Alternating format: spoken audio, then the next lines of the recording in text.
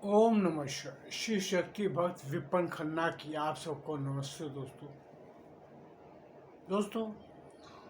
हम कुछ विचार ऐसा करते हैं कि हम हर समस्या खुद नहीं पैदा करते। मैं इस चीज़ पे बहुत बार सोचता रहता हूँ कि हम 90% 90% कुछ मुसीबतें हम खुद मोल लेते हैं। अत्यधिक किसी पे विश्वास, अत्यधिक खुद पे विश्वास करना अति घातक होता है। इसका मेरा अभिप्राय ये है कि अभी मैं काम से आया तो मैं सोच के आया यार घर जाके मिसिस को बोलते जाके चाय बना दे, और पता लगता है मिसिस फ़ोन पे बिजी है। आपने उम्मीद लगा ली मिसिस से और आपका क्रोध सातवें आसमान पे चढ़ गया। तो ये हम खुद अपने लिए हर चीज़ का निर्माण करने की कोशिश करते हैं, क्योंकि हम खुद ही अपने लिए प्लानिंग कर लेते हैं। वो वक्त हालात उस जगह पे कैसे हैं हम नहीं जानते। मेरा कहने का अभिप्राय ये है कि आप कई बार आज किसी महिला को ले लो। मैंने बहुत सी महिलाओं को देखा है, बच्चियों को देखा है, जब बच्चे नई नई शादी करके हमारी सोसाइटी में भी घूमते फिरते देखा है मैंने। वो उनकी जो मानसिकता मैंने जो स्टडी किया है उनके ऊपर देख के मैंने जो सीखा है या समझता हूँ, उनको समझा नहीं सकते, लेकिन हम देखते हैं। वो हम अपने आजू बाजू में बहुत कुछ देखते हैं। अब कई लड़कियों को देखो जो नई नई माएँ बनी है, वॉक करते करते घूमते घूमते आप 2-2 साल के बच्चों को इंडिपेंडेंट वो खेलता रहेगा, आप अपने फ़ोनों पे बिजी रहते। आप नहीं जाते तो आप अपने सर्वेंट को या उसकी साथ खेलने के जो लड़कियों को रख लेते हो उनको भेज देते हो। वो भी लड़कियां क्या करती हैं या लड़के हो, वो फ़ोनों पे बिजी रहते हैं, वो बच्चों पे ध्यान नहीं देते। एक मैं आपसे पूछना चाहता हूँ, आप जब 2 साल की अवस्था में थे, क्या आप सब कुछ सोच लेते थे, सब कुछ सही विचार कर लेते थे? मैंने एक माँ को देखा फ़ोन पे बातें कर रही है, उसका बच्चा आगे चलता जा रहा है, माँ ध्यान नहीं दे पा रही, वो अपने फ़ोन पे बातों में बिजी है, वो दुनिया भर की बातें कर रही है, सब सुनाई पड़ती है पीछे चलते चलते। और वो बच्चा जा रहा है रोड, अब सोसाइटी के अंदर भी गाड़ियाँ चलती हैं, रोड पे भी देखा मैंने, कई गाड़ी चल रही, कुछ हो रहा है, बच्चा कहाँ भागता आपको नहीं पता लगता। बच्चे का दिमाग ऐसा होता है कि वो प्रफुल्लित होता है, भागता है, उसको दौड़ना है जल्द से जल्द। वो लोगों को भागते हुए देखता है, बड़े बच्चों को भागते हुए देखता है, तो क्या करेगा? उसे ये ज्ञान नहीं है कि कोई गाड़ी आएगी मुझे ठोक देगी। उस माँ ने क्या किया पता आपको? उसको आगे हाथ से जोर से खींचा और 2 चपेट लगा दी। तो मुझे एक चीज बताओ, वो थप्पड़ किसको पड़ना चाहिए था? बच्चे को? मेरे हिसाब से बच्चे को नहीं, बच्चे की माँ को पड़ना चाहिए। आपको अगर फोन ही करना है तो आप घर पे बैठ के फोन करो आराम से, क्यों बच्चे को लेकर नीचे सड़क पे चल रहे हो? कल को कोई इंसिडेंट, कोई एक्सीडेंट हो जाए, बच्चा जो आज खेलने की उम्र है, उसकी करने की उम्र है, आप अपने फ़ोनों पे लगते हो और आप बच्चों को छोड़ देते हो। किसके भरोसे? उस बच्चे को खुद को संभालने के लिए, जिस बच्चे को पता ही नहीं कि मैं कर क्या रहा हूँ, उसके लिए हर चीज़ एक खेल है। उसके लिए एक पत्ता तोड़ना भी खेल है, उसके लिए मिट्टी में हाथ डालना भी खेल है। उसको कुछ नहीं पता, वो एक ब्लैंक पेपर है। आज बिना ब्लैंक पेपर के ऊपर कुछ लिखा नहीं हुआ जिसके ऊपर आप बोलते इसको पढ़, तो कहाँ से पढ़ेगा यार? आप तो सोचो, आपको मैं एक कोरा पेपर दे दूँ, आप बोलो इसको पढ़, तो आपको थप्पड़ लगाऊं, 2 पढ़ साले कैसे नहीं पढ़ता? तो आप कैसे पढ़ोगे बताओ मुझे? उस इंसानियों की मानसिकता हम खुद क्यों ऐसे ऐसे कार्य करते हैं जिससे हम दूसरों के ऊपर प्रेशर डालते हैं और खुद भी दुखी होते हैं, उसको भी दुखी करते हैं। और यही मानसिकता, जैसे मैंने आपको क्या बोला कि हम समस्याएं खुद पैदा करते हैं। हम अपनी सोच, अभी कई औरतों अगर तुम्हारे पर कोई कष्ट होता है, जैसे अभी पारिवारिक कष्ट है, अगर कोई लड़की है, उसके मायके में उसके भाई उसकी बहन 100 समस्याएं चलती है। आप उन समस्याओं को लेके कई बार, मैं सिर्फ किसी एक को नोटिस नहीं कर रहा इसमें, ना किसी लड़की को, कई लोगों को देखा है, कई पुरुषों को देखा है, तुम्हारे अंदर 100 समस्याएं होती हैं। काम के बारे में, परिवार चलाने के बारे में, माता पिता, 100 समस्या होती है।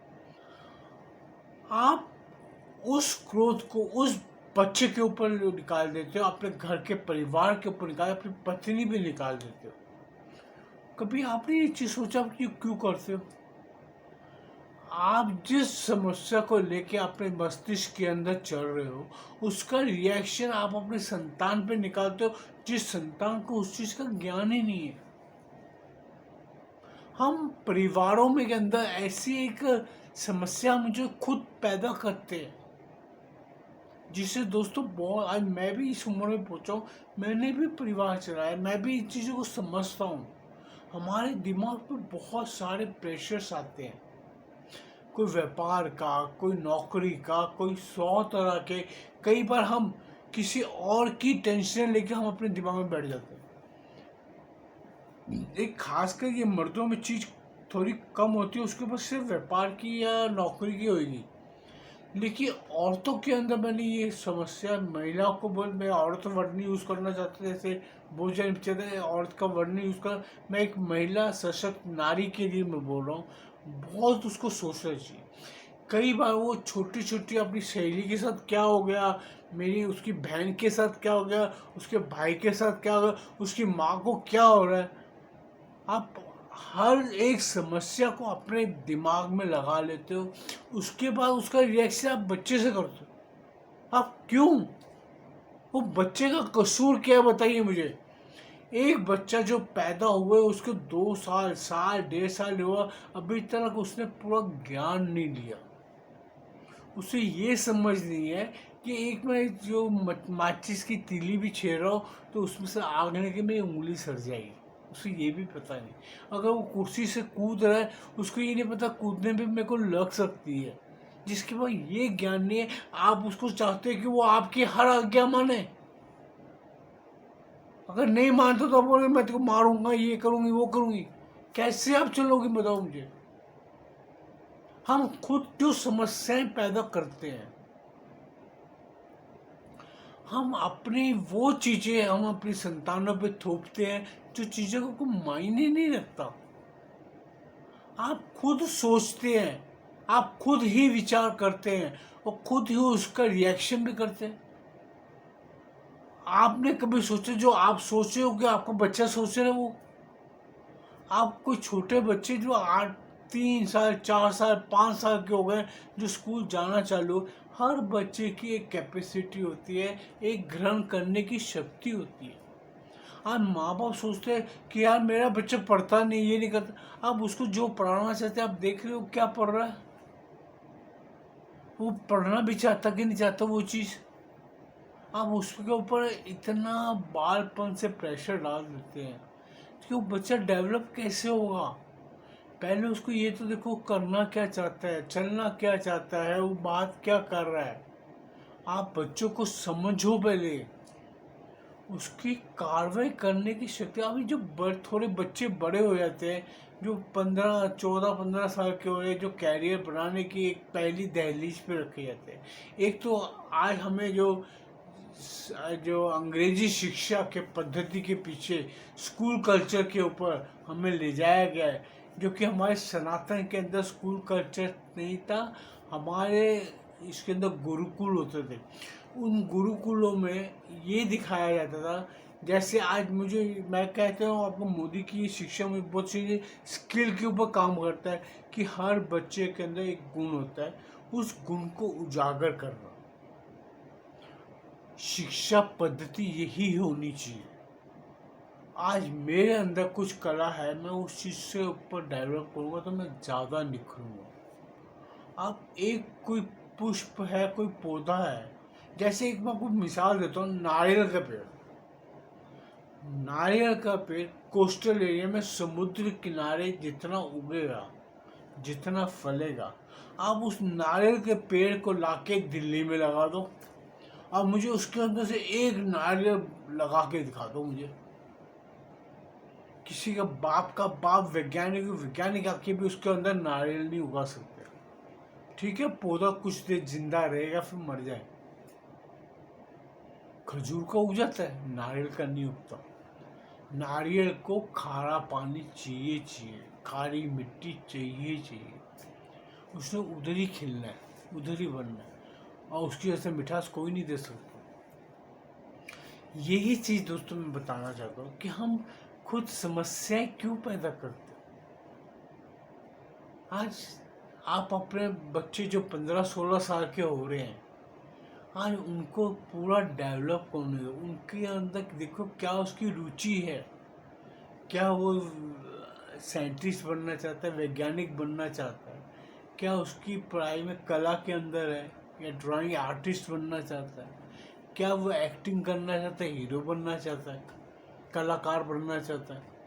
उसकी खूबियाँ क्या क्या हैं, उसको उजागर तो करने दो। आप उसके ऊपर इतना प्रेशर दे देते हो कि नहीं, जो हमने कहना वो कर। हम वो क्यों उन समस्याओं को खुद पैदा करते हैं।